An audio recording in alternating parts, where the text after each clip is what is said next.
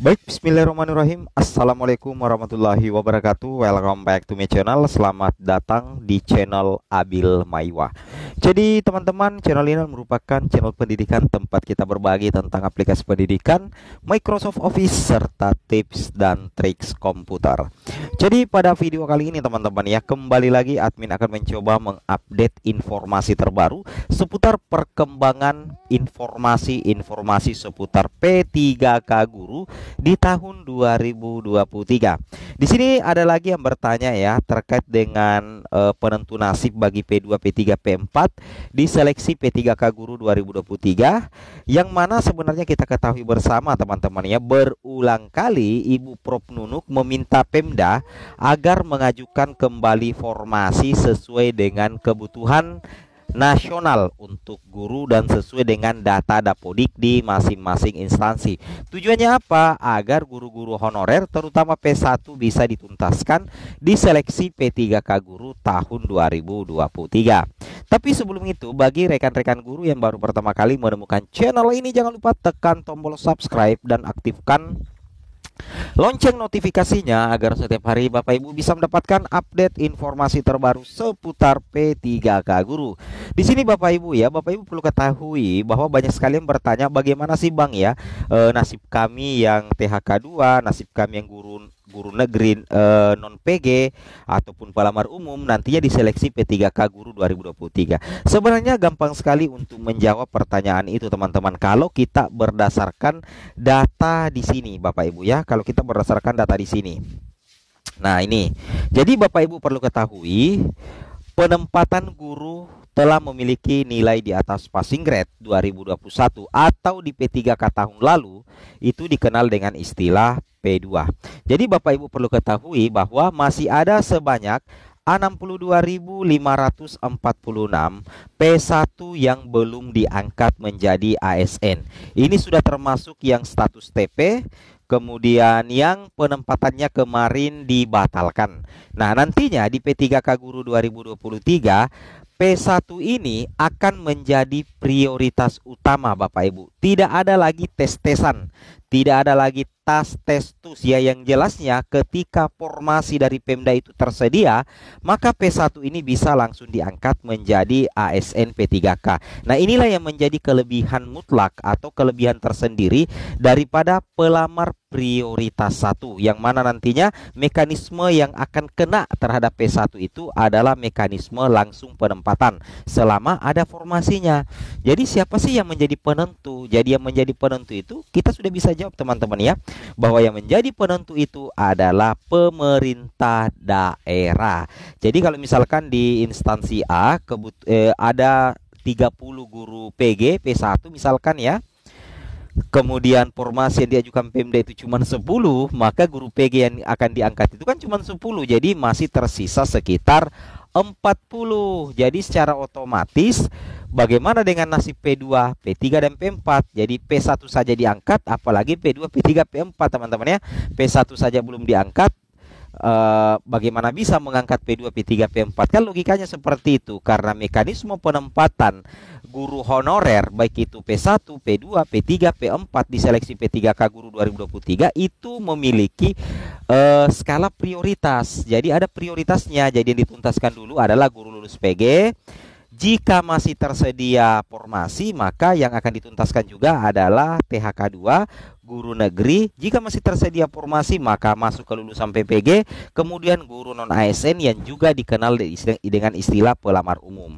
Nah, itu yang jadi masalah sekarang, karena sampai sekarang belum ada kejelasan terkait penambahan formasi, yang mana kebutuhan dari Pemda sendiri teman-teman itu mencapai sekitar 601.000, sedangkan yang baru diajukan sekarang dari Pemda itu baru 278.000 Bapak Ibu ya. Jangan kamu mengangkat P2 atau P3, P1 saja belum bisa tercover seluruhnya di P3K 2023 kalau misalkan Pemda tidak mengajukan formasi semaksimal mungkin.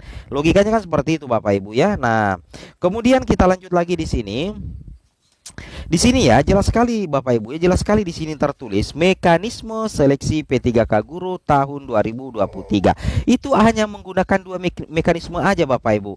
Hampir sama dengan P3K tahun lalu 2022, yang mana akan ada penempatan ini untuk guru PG 2021. Apakah lantas ditempatkan saja? Tidak Bapak Ibu ya, tidak.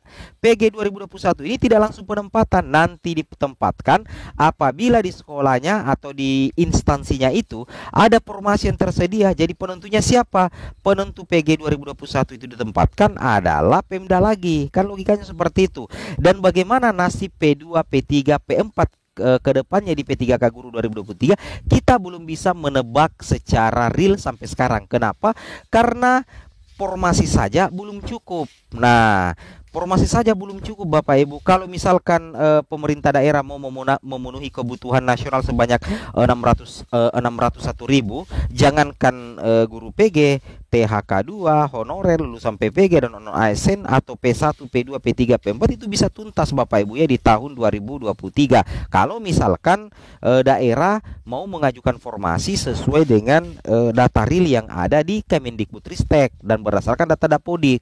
Jadi kita belum bisa berbicara secara real time terkait dengan nasib B2, P3 karena P1 saja belum jelas formasinya apakah mencukupi untuk diangkat semua atau tidak. Karena kalau misalkan karena di sini ada muncul keterangan jika masih tersedia formasi. Ini yang selingkar ya. Nah, di sini kata kuncinya, misalkan begini Bapak Ibu ya, formasi yang diajukan Pemda mentok di angka 278.000, maka kemungkinan besar yang diangkat itu adalah guru PG dulu. Guru lolos PG 2021, itu pun tidak semuanya formasi sudah habis. Nah, bagaimana dengan P2, P3 dan P4? Otomatis tidak bisa diakomodir di P3K Guru 2023. Nanti di 2024 baru dimulai lagi. Kenapa? Karena ya seperti itu Bapak Ibu, formasi tidak sesuai dengan harapan. Makanya di judul video kita kali ini, Pemda itu sebenarnya bisa menjadi dewa penolong Bapak Ibu ya. Contoh misalkan di instansi A misalkan ya, kebutuhan gurunya itu anggaplah 20. Nah, misalkan Pemda mengajukan 20, tetapi sebelum mengajukan ke 20 formasi itu, Pemda terlebih dahulu menyeleksi, melihat berdasarkan Dapodik.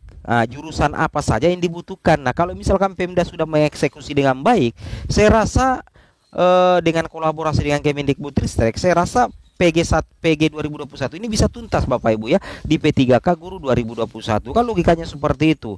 Nah, mungkin ada yang bertanya bagaimana dengan pernyataan Mas Nadiem kemarin terkait dengan top up formasi. Nah, saya rasa kalau kita berbicara top up formasi susah juga Bapak Ibu, karena tetap yang mengajukan pertama itu adalah Pemda. Kalau kita menggunakan regulasi lama, kecuali misalkan nanti di tahun 2024 formasikan itu akan ditangani langsung oleh pusat. Kalau di formasi P3K Guru 2024, sehingga di formasi P3K Guru 2023 tetap menggunakan regulasi lama, yaitu Permen PAN RB nomor 22, kecuali ada sedikit pembaruan nantinya.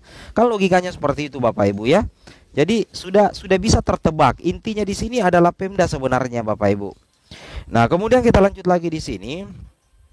Nah, ini mekanisme penempatan guru PG itu prioritas penempatan dilakukan berdasarkan urutan kategori pelamar. Jadi misalkan ya dalam satu sekolah banyak guru PG-nya, maka nantinya itu akan dilihat status prioritas. Kalau status prioritas sama, maka akan dilihat berdasarkan nilai yang diperoleh pada hasil seleksi tahun 2021. Nah, seperti itu kira-kira Bapak Ibu ya. Inti logikanya seperti itu. Kemudian kalau kita berbicara THK2 dengan guru honorer atau dikenal dengan istilah P2 dan P3, sebenarnya Bapak Ibu mereka ini mengikuti seleksi CAT, tapi intinya seleksi CAT yang mereka ikuti itu tidak sama soalnya dengan seleksi CAT yang diikuti oleh pelamar umum. Karena kalau seleksi CAT yang dilaksanakan oleh THK2 dan guru honorer nantinya di P3K Guru 2023 itu tidak ada soal kompetensi teknis, manajerial, sosiokultural. Mereka akan dites menggunakan soal observasi terhadap kinerja dan profesi keguruan Bapak Ibu ya. Kalau logikanya seperti itu ya. Oke, semoga bermanfaat. Assalamualaikum warahmatullahi wabarakatuh.